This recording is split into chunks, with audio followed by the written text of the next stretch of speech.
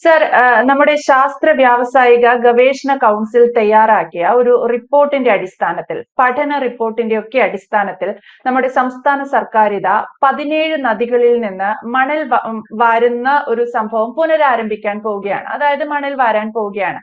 അതിന്റെ ആദ്യഘട്ടത്തിൽ 7 നദികളിൽ നിന്നാണ് നമ്മൾ മണൽ വാരാൻ പോകുന്നത്. അപ്പോൾ സംസ്ഥാന സർക്കാർ തന്നെ മുൻകൈയെടുത്ത് ഇത്തരത്തിൽ നദികളിൽ നിന്ന് മണൽ വാരുന്ന ഒരു പ്രക്രിയയിലേക്ക് കടക്കുന്നു. എന്തിനായിരിക്കാം സംസ്ഥാന സർക്കാരിന്റെ ഈ ഒരു നീക്കം? ഒപ്പം ഈ മണൽ സംസ്ഥാന സർക്കാർ എന്തിനാണ് ഉപയോഗിക്കാൻ പോകുന്നത്? എന്തൊക്കെയാണ് പദ്ധതിക്ക് പിന്നിൽ?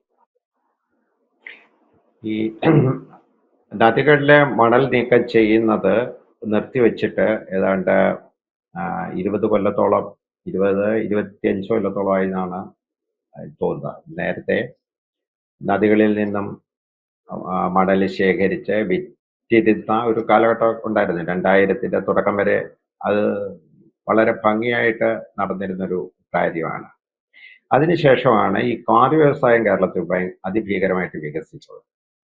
അപ്പോൾ ആ ക്വാറി ലോബിയാണ് ശരിക്കും പറഞ്ഞു കഴിഞ്ഞാൽ ഈ നദിയിൽ നിന്നും മണ്ണ് നീക്കം ചെയ്യുന്നതിനെതിരെ നിന്ന കക്ഷികൾ. മണ്ണ് ലഭ്യമാണെങ്കിൽ ക്വാറിയിലെ കച്ചവടം നടക്കില്ല.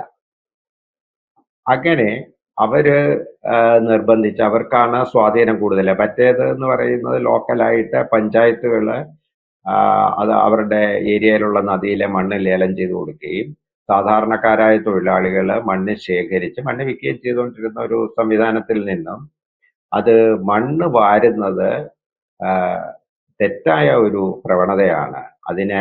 അത് പാരിസ്ഥിതിക പ്രശ്നം ഉണ്ടാക്കും.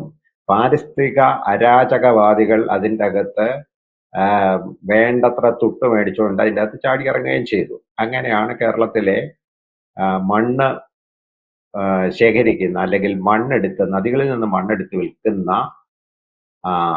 ആ പരിപാടി അവസാനിച്ചത്. ഇത് ഏറ്റവും അധികം ബാധിച്ചിട്ടുള്ളതെന്ന് പറയുന്ന കേരളത്തിന്റെ പരിസ്ഥിതിയെ തന്നെയാണ്. അതായത് കുട്ടനാട്ടിലെ കൃഷി ഒരു പരിധി വരെ അതിന് തടസ്സപ്പെടാനുണ്ടായിരുന്ന കാരണം എന്ന് പറയുന്നത് കുട്ടനാട്ടിലെ പാടങ്ങളിലേക്ക് കിഴക്കൻ മലകളിൽ നിന്നും വരുന്ന പമ്പയാർ, അച്ചൻകോവിലാറ് തുടങ്ങിയവയിൽ നിന്നും വരുന്ന മണ്ണ് കുത്തിയൊലിച്ചു വന്നിട്ട് അവിടെ പാടത്തിന്റെ ഭാഗങ്ങളൊക്കെ നിറയാൻ തുടങ്ങി. ശരിക്കും പണ്ടത്തെ കൃഷിയുടെ രീതി അനുസരിച്ചിട്ട് കുട്ടനാട്ടിൽ ചെയ്യുന്ന എന്താണെന്ന് പറഞ്ഞു കഴിഞ്ഞാൽ, മഴക്കാലം കഴിയുമ്പോഴേക്ക് അല്ലെങ്കിൽ മഴക്കാല സമയത്ത് ഇവര് ചെളി കുത്തും. അതായത് പാടത്തിൽ നിന്ന് മണ്ണും ചെളിയും കൊണ്ടെടുത്തിട്ട് അതിന്റെ തിണ്ടുകളൊക്കെ റെഡിയാക്കി വെള്ളപ്പൊക്കത്തെ നിയന്ത്രിക്കും. അങ്ങനെ ഒരു സംവിധാനമാണ് ഉണ്ടായിരുന്നത്. ഈ 2006 VS മന്ത്രിസഭ വന്ന സമയത്ത് അന്നത്തെ ധനകാര്യമന്ത്രിയായിരുന്ന തോമസ് ഐസക് ഡാമുകളിൽ കിടക്കുന്ന മണ്ണെടുത്ത് വിൽപ്പന നടത്തണം എന്ന് പറഞ്ഞു. എൻ്റെ ഓർമ്മ ശരിയാണെങ്കിൽ അന്ന് ആ മണ്ണ് പാക്ക് ചെയ്ത് വിൽക്കാനായിട്ട് ടാറ്റ പോലെയുള്ള കമ്പനികൾ ആരൊക്കെയോ തയ്യാറാകുകയും ചെയ്തതാണ്. പക്ഷെ അവിടെയും ഈ പറയുന്ന ക്വാറി ഉടമകൾ അതിൻ്റെ അകത്ത് ഇടങ്കോലിട്ടു. അന്ന് നടന്നിട്ടില്ല. പിന്നെ നമ്മൾ കാണുന്ന വിഷയം എന്ന് പറയുന്നത് 2018 വെള്ളപ്പൊക്കം വരുമ്പോഴാണ്. വെള്ളപ്പൊക്കം വന്നു കഴിഞ്ഞപ്പോഴേക്കും ഡാമുകൾ തുറക്കേണ്ടി വന്നു. ഡാമുകൾ തുറക്കാൻ ഉണ്ടായ സാഹചര്യം എന്ന് പറയുന്നത്, ഡാമിന് ഉൾക്കൊള്ളാൻ കഴിയുന്ന വെള്ളം, ഡാമിന്റെ കപ്പാസിറ്റി ഒക്കെ നമ്മൾ വലിയ സംഖ്യയിലൊക്കെ എഴുതി വെച്ചിട്ടുണ്ടെങ്കിൽ പോലും അത്രയും വെള്ളം ഉൾക്കൊള്ളാനുള്ള ഒരു കപ്പാസിറ്റി ആ ഡാമുകൾക്ക് ഉണ്ടായിരുന്നില്ല. അതിന്റെ അടിഭാഗത്ത് ധാരാളം മണ്ണടിഞ്ഞിരുന്നു. ഈ മണ്ണടിഞ്ഞത് കൊണ്ട് അവസാനം ഡാം തുറന്നു വിടേണ്ടി വന്നു. ഡാം തുറന്നു വിട്ടു കഴിഞ്ഞപ്പോൾ അതിനെക്കാട്ടിലും പ്രശ്നമായി നദികളിലുള്ളത്. നദികളുടെ ആഴം കുറഞ്ഞു കിടക്കുകയാണ്. ആ സമയത്ത് നദികളിലേക്ക് കുത്തിയൊലിച്ചു വന്ന വെള്ളം പല ഭാഗങ്ങളിലേക്കും ഒഴുകി. അങ്ങനെയാണ് 2018 വെള്ളപ്പൊക്കത്തിന്റെ ഒരു അടിസ്ഥാന കാരണം എന്ന് പറയുന്നത് ഈ നദികളിലെ മണ്ണ് ഇടിച്ചിൽ തന്നെയാണ്. മണ്ണ് വന്ന് അടിഞ്ഞിട്ട് നദികളുടെ ആഴം കുറയുകയും വെള്ളപ്പൊക്കം ഉണ്ടാകുകയും ചെയ്തു എന്നുള്ളതാണ്. ഇത് സാധാരണ ആ ആറ്റുതീരത്ത് താമസിക്കുന്നവർക്ക് അത് വളരെ വ്യക്തമായിട്ട് അവർക്കറിയാവുന്ന ഒരു ശാസ്ത്രം മാത്രമാണ്. അന്നേരം കാലാകാലങ്ങളിൽ മണ്ണ് നീക്കം ചെയ്ത് കഴിഞ്ഞാൽ നദി വളരെ ഭംഗിയായിട്ട് ഒഴുകും. നദിയിൽ അതിന്റെ സൈഡിലുള്ള എക്കലുകളൊക്കെ ഉപയോഗിച്ച് കഴിഞ്ഞാൽ കൃഷി നന്നായിട്ട് കൊണ്ടുപോകാൻ പറ്റും. പക്ഷെ ഇതിനെല്ലാം അന്നത്തെ ക്വാറി വ്യാവസായിക ലോബിയും ഇവിടുത്തെ പരിസ്ഥിതിവാദികളും കൂടെ തടസ്സമുണ്ടാക്കി. അതാണ് അന്ന് സംഭവിച്ചത്. അത് കഴിഞ്ഞപ്പോഴാണ് ഇപ്പം നാഷണൽ ഹൈവേ വരുന്നു. നാഷണൽ ഹൈവേ വന്നു കഴിഞ്ഞപ്പോഴേക്കും നാഷണൽ ഹൈവേ 66-ന് മണ്ണ് ലഭ്യതയുടെ ഒരു തടസ്സം അതിൻ്റെ അകത്ത് അതിന്റെ കോൺട്രാക്ടർമാരെ സ്ഥിരമായിട്ട് ഗവൺമെന്റിനോട് ചൂണ്ടിക്കാണിച്ചിരുന്നു. ഗവൺമെന്റ് അപ്പം ഒരു പ്രഖ്യാപിത നയം എന്ന നിലയിൽ ക്വാറിയിൽ നിന്നുള്ള പാറപ്പൊടികളും മറ്റും ഉപയോഗിക്കാമെന്നുള്ള ഒരു സംവിധാനം ആണ് national highway authority of India ലിമിറ്റഡും കേരള സർക്കാരും PWD ഒക്കെ സ്വീകരിച്ചത്. പക്ഷെ അത് അപര്യാപ്തമാണെന്ന് തോന്നി കഴിഞ്ഞപ്പോഴാണ് ഇപ്പൊ കഴിഞ്ഞ ദിവസം 7 നദികളിൽ നിന്നുള്ള മണ്ണെടുത്തിട്ട് ഈ ഹൈവേ നിർമ്മാണത്തിന് ഉപയോഗപ്പെടുത്താനായിട്ടുള്ള ഒരു തീരുമാനം കേരള സർക്കാർ കൈക്കൊണ്ടിട്ടുണ്ട്. അത് അത്രയും വളരെ നല്ലൊരു കാര്യമാണ്. അത് ഈ കാലവർഷം വരുന്നതിന് മുമ്പേ തുടങ്ങുമെന്നാണ് എനിക്ക് തോന്നുന്നത്.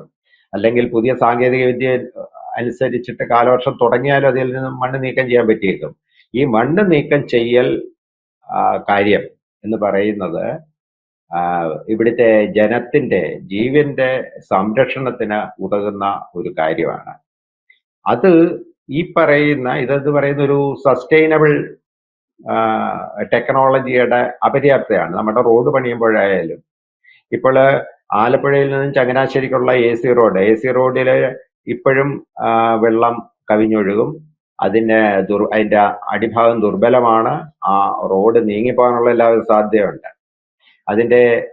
അതിനൊരു സസ്റ്റൈനബിൾ ടെക്നോളജി ഉപയോഗിച്ചിട്ട്, അതായത് അത് 2 വശത്തേക്ക് തുറക്കാവുന്ന സസ്റ്റൈനബിൾ ടെക്നോളജി ഉപയോഗിച്ചിട്ട് അതിനെ പരിഷ്കരിക്കാനുള്ള, ഇപ്പോഴും ആവർത്തിച്ചവിടെ റെനോവേഷൻസ് നടക്കുന്നതല്ലാതെ ആ റോഡുണ്ടായ കാലം തൊട്ടുള്ള പ്രശ്നം ഇന്നും വരെ അസ്തമിച്ചിട്ടില്ല.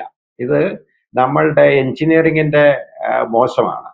കാരണം നമ്മളുടെ റോഡ് എഞ്ചിനീയറിംഗിലെ സിവിൽ എഞ്ചിനീയർമാർ പഠിച്ചിട്ടുള്ളത് ഇപ്പോഴും കേരളത്തിലെ സിലബസ് അനുസരിച്ചിട്ട് ജോൺ സ്മിത്ത് എന്ന് പറയുന്ന ആളാണ് സിവിൽ എഞ്ചിനീയറിംഗ് കണ്ടുപിടിച്ച ആള്.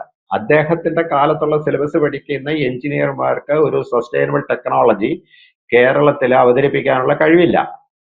അപ്പം അത് പുറത്തു കൊടുത്തിട്ട് അതിന് കഴിവുള്ള ടെക്നോളജിസ്റ്റുകളെയും അതിന് കഴിവുള്ള സാങ്കേതിക വിദഗ്ധന്മാരെയും പിന്നെ ഈ കോൺട്രാക്ടേഴ്സിനെയൊക്കെ ഉൾപ്പെടുത്തുകയാണെങ്കിൽ അത് കേരളത്തിന്റെ സസ്റ്റൈനബിൾ ടെക്നോളജിക്കകത്ത് വരികയും സസ്റ്റൈനബിൾ ടെക്നോളജി ഉപയോഗിച്ചിട്ടുള്ള വികസനത്തിന്റെ അകത്ത് വരികയും അങ്ങനെ വന്നു കഴിഞ്ഞാൽ ജനത്തിന് കൂടുതൽ പ്രയോജനപ്പെടും. ഇപ്പം ഗവൺമെന്റ് എടുത്തിരിക്കുന്ന ഈ തീരുമാനം എന്തുകൊണ്ടും വളരെ മെച്ചപ്പെട്ട ഒരു തീരുമാനമാണ്.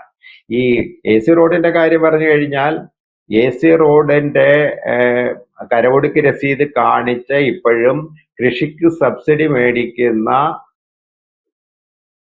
അതിന് സഹായിച്ചു കൊടുക്കുന്ന ഒരു പാർട്ടി ഇന്നും കേരളത്തിലുണ്ട്. അതാണ് അതിന്റെ ഏറ്റവും വലിയ തമാശ. കേരളത്തിലെ കൃഷിയുടെ കാലം ഏതാണ്ട് അസ്തമിച്ചു. ഈ ഹൈവേ വന്നു കഴിഞ്ഞപ്പോൾ വയൽക്കിളികൾ പറഞ്ഞിരുന്നൊരു കാര്യം, നമുക്ക് അപ്പുറത്ത് പോകാൻ പറ്റത്തില്ല, പശുവിനെ അപ്പുറത്ത് കൊണ്ടുപോയി തീറ്റാൻ പറ്റില്ല എന്ന് അറിഞ്ഞു. ഇപ്പം പശു കൃഷിയില്ല, മറ്റ് നെൽകൃഷിയില്ല. പ്രസാദ് മന്ത്രി സമരം ചെയ്ത് പൂട്ടിച്ച ആറന്മുള വിമാനത്താവളത്തിലെ പരിധി കിടക്കുന്ന എത്രയോ സ്ഥലങ്ങൾ തരിശായിട്ട് കിടക്കുകയാണ്. അവിടെയൊന്നും നടന്നിട്ടില്ല. അപ്പം കാലാനുസൃതമായിട്ട് നമുക്ക് പറ്റുന്ന ഒരു പണി അല്ല ഇപ്പം ഈ പറയുന്ന കൃഷി എന്ന് പറയുന്നത്. അത് വ്യാവസായിക അടിസ്ഥാനത്തിൽ തന്നെ ചെയ്തേ പറ്റൂ. അതിനുള്ള ഒരു ഇൻഫ്രാസ്ട്രക്ചർ നമുക്കിപ്പം തൽക്കാലം ഇല്ല. അതായത് ജനങ്ങൾക്ക് ഈ ഭൂമി ഏതെങ്കിലും വൻകിടക്കാർക്ക് പാട്ടത്തിനോ വല്ലതും കൊടുത്ത് അതിന്റെ ഒരു സുരക്ഷിതത്വക്കുറവ്, മലയാളി ഉടൻ തന്നെ ആലോചിക്കുന്ന അതിന്റെ സുരക്ഷിതത്വക്കുറവിനെ കുറിച്ചാണ്. ആ സുരക്ഷിതത്വക്കുറവ് കാരണം അങ്ങനെ ഒരു ബൃഹത്തായ ഒരു കൃഷി രീതി നടപ്പാക്കാനുള്ള സംവിധാനവും കേരളത്തിലില്ല. അപ്പൊ നമ്മുടെ ഡെവലപ്മെന്റ് ഈ വിധത്തിൽ, അതായത് ആദ്യം ഇപ്പം ഏറ്റവും പ്രധാനപ്പെട്ട കാര്യം എന്ന് പറയുന്ന ഈ വെള്ളപ്പൊക്കത്തിന് മുമ്പ് നദിയിലെ കുറച്ച് മണ്ണ് നീക്കം ചെയ്യുന്ന ആവശ്യമാണ്. അത് ഒരു പരിധി വരെ കിഴക്കൻ മലയോട് ബന്ധപ്പെട്ട് കിടക്കുന്ന അച്ചൻകോവിലാറുണ്ട്, പിന്നെ കായംകുളം കായലിന്റെ ഇതിന്നുണ്ട്, പുനലൂരിലെ കല്ലടയാറ്, ഇതിലൊക്കെയുള്ള മണ്ണ് നീക്കം ചെയ്ത് ജനത്തിന് സുരക്ഷിതത്വം കൊടുക്കുന്ന ഒരു സംവിധാനം ഗവൺമെന്റ് ഏറ്റെടുത്തത് ഒരു ഉചിതമായ കാര്യമാണ്. ഇത് ബാക്കിയുള്ള നമ്മളുടെ വികസന പ്രവർത്തനങ്ങളിൽ കൂടെ ഈ പറയുന്ന സസ്റ്റൈനബിൾ ടെക്നോളജി നമ്മൾ ഉപയോഗപ്പെടുത്തണം. ഇപ്പം വയലില്ലാത്ത സ്ഥലത്ത് വയൽ നികത്തുന്നതിന് ഒരു പരിധി വരെ ഇപ്പം നമുക്ക് പറ്റും, വീട് വെക്കാൻ കിട്ടും. പിന്നെ കൊമേഴ്സ്യൽ പർപ്പസ്, റോഡ് സൈഡിലാണെങ്കിൽ കൊമേഴ്സ്യൽ പർപ്പസിന് വയൽ നികത്താം. ഇങ്ങനെ ഗ്രാജുവലായിട്ടാണെങ്കിലും കേരളം ഈ വിധത്തിൽ മുന്നോട്ട് വികസിച്ചാൽ നന്നായിരിക്കും. പക്ഷേ ഇവിടെ ഇപ്പോഴും കഴിഞ്ഞ ദിവസം യൂസഫ് അലി പറഞ്ഞത് 5000 കോടി രൂപ കേരളത്തിൽ മുടക്കുന്നാണ് പറഞ്ഞത്. ഈ 5000 കോടി രൂപ മുടക്കുന്നതെന്ന് പറയുന്നത് കേരളത്തിന്റെ അടിസ്ഥാനപരമായ വികസനത്തെ ഒന്നും ബാധിക്കാൻ പോകുന്നില്ല, അതിനെ സഹായിക്കാനേ പോകുന്നില്ല. യൂസഫ് അലി ചെയ്യുന്ന പറയുന്നത് സർവീസ് ഇൻഡസ്ട്രിയിലാണ് 5000 കോടി രൂപ മുടക്കുന്നത്. സർവീസ് ഇൻഡസ്ട്രിയിൽ, അതായത് ലുലു മാളിന്റെ വികസനം അല്ലെങ്കിൽ അതിൻ്റെ അകത്തുള്ള മനുഷ്യ പ്രയത്നത്തിന് വേണ്ടിയിട്ട് ഉള്ള ഫണ്ടാണ് അദ്ദേഹം ഉദ്ദേശിക്കുന്നത്. അങ്ങനെ ഉദ്ദേശിച്ചു കഴിഞ്ഞാൽ സ്വാഭാവികമായിട്ട് സംഭവിക്കുന്നത് എന്താണെന്ന് ചോദിച്ചു കഴിഞ്ഞാൽ അതിഥി തൊഴിലാളികൾക്ക് ജോലി കിട്ടും.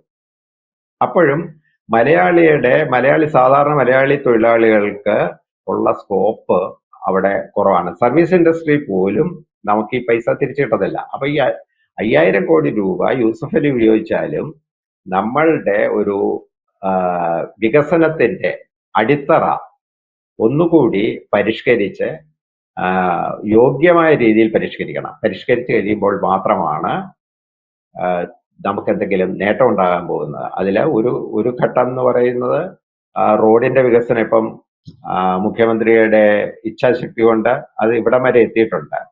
ഈ പറയുന്ന ജലസ്രോതസ്സുകൾ ശുദ്ധമാക്കി അതിന്റെ അതിരുകൾ കെട്ടുകയും ചെയ്തു കഴിഞ്ഞാൽ അതും അങ്ങനെ ഒരു ഇച്ഛാശക്തി കൂടി ഉണ്ടായി കഴിഞ്ഞാൽ നമുക്ക് സ്വാഭാവികമായിട്ട് സംഭവിക്കുന്നതെന്ന് പറഞ്ഞാൽ പതുക്കെ ഗ്രാജുവലായിട്ട് ഇങ്ങനെ ഇവിടെ കാര്യങ്ങൾ ചെയ്യാൻ പറ്റുമെന്ന് തോന്നിക്കഴിഞ്ഞാൽ നമുക്ക് കേരളത്തിന്റെ വികസനം മുന്നോട്ട് പോകും. ഈ പറയുന്ന വേദങ്ങളിൽ പറയുന്ന ഒരു കാര്യമുണ്ട്, നിങ്ങൾ നദിയെ ആദരിച്ചില്ലെങ്കിൽ അല്ലെങ്കിൽ ജലത്തിനെ ആദരിച്ചില്ലെങ്കിൽ നിങ്ങൾക്ക് യാതൊരു വിധമായ ഔന്നത്യവും ഉയർച്ചയും ലഭിക്കുകയില്ല. അത് മുഖ്യമന്ത്രി തിരിച്ചറിഞ്ഞിട്ടുണ്ടാവണം എന്നാണ് എനിക്ക് തോന്നുന്നത്. കാരണം നദിയെ ആദരിക്കാൻ തീരുമാനിച്ചിരിക്കുകയാണ്. നദിയിലെ അഴുക്ക് മാറ്റുക, മണ്ണ് മാറ്റുക തുടങ്ങിയ കാര്യങ്ങളൊക്കെ ഇപ്പൊ സംഭവിക്കാൻ പോവുകയാണ്. അതുകൊണ്ട് ഇത് നമ്മളുടെ ഒരു വികസനത്തിന്റെ ഒരു ഒന്നാമത്തെ മയിൽക്കുറ്റിയായിരിക്കും എന്ന് ഞാൻ പ്രതീക്ഷിക്കുന്നു. അതാണ്. എന്തായാലും സാർ സൂചിപ്പിച്ചതുപോലെ ഒരുപാട് ഉരുൾപൊട്ടലുകൾ അല്ലെങ്കിൽ വെള്ളപ്പൊക്കങ്ങളൊക്കെ ഉണ്ടായിരുന്ന സമയത്തൊക്കെ അടിഞ്ഞുകൂടിയ മണലുകൾ നമ്മുടെ നദികളിലുണ്ട്. അതൊക്കെ നീക്കം ചെയ്ത് നദികൾ ഒന്നുകൂടി ശുദ്ധീകരിക്കുക, ആവശ്യമായ ജലം നദികളിലുണ്ടെന്ന് ഉറപ്പുവരുത്തുക എന്നൊക്കെയുള്ള സതുദ്ദേശമാണ് സംസ്ഥാന സർക്കാരിന്റെ ഈ നദികളിൽ നിന്നുള്ള മണൽ മാറ്റാം എന്നുള്ള തീരുമാനത്തിന് പിന്നിൽ. അതെന്തായാലും ഒരുപാട് സാധാരണക്കാർക്ക് ഉൾപ്പെടെ ഉപകാരമാവുമെന്ന് പ്രതീക്ഷിക്കാം. ഒപ്പം ഇതുവഴി സംസ്ഥാനത്തിന് സാമ്പത്തിക നേട്ടമുണ്ടാവുമെന്നും പലരും അഭിപ്രായപ്പെടുന്നുണ്ട്. എന്തായാലും വ്യക്തമാണ്. Thank you sir.